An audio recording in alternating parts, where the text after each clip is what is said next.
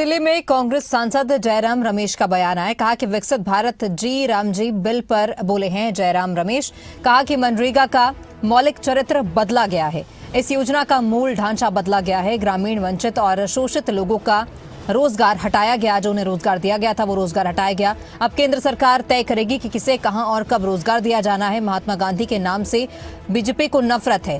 कांग्रेस के कार्यकाल में बनाए गए कानूनों से भी नफरत है। इन लोगों ने इसमें जल्दबाजी क्यों की है। कहा कि संसद में बुलडोजर चलाया गया है।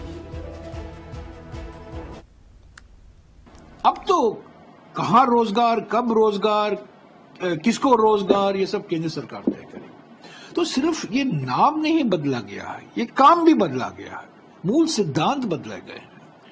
तो इसीलिए हम इसका विरोध कर रहे हैं। 20 साल पहले मनरेगा बनाया गया था, 1 साल लगा उसको, उस पर विचार विमर्श हुआ, मसौदे पर स्थायी समिति को गई। स्थायी समिति की अध्यक्षता कल्याण सिंह जी कर रहे थे, उत्तर प्रदेश के पूर्व मुख्यमंत्री, बीजेपी के सांसद थे।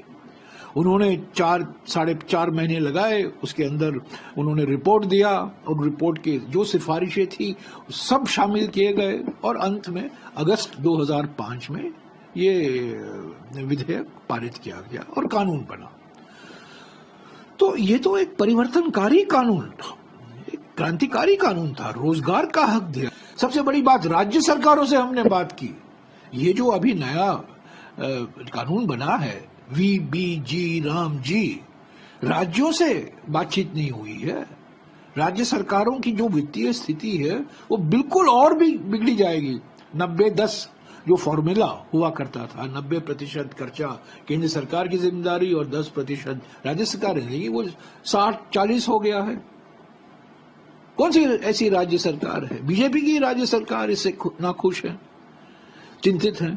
तो बिना कोई मशवरे के बुलडोजर चलाया गया पार्लियामेंट। सोनिया जी ने कहा, सही कहा, सोनिया जी ने कहा कि ये बुलडोजर चलाया गया है।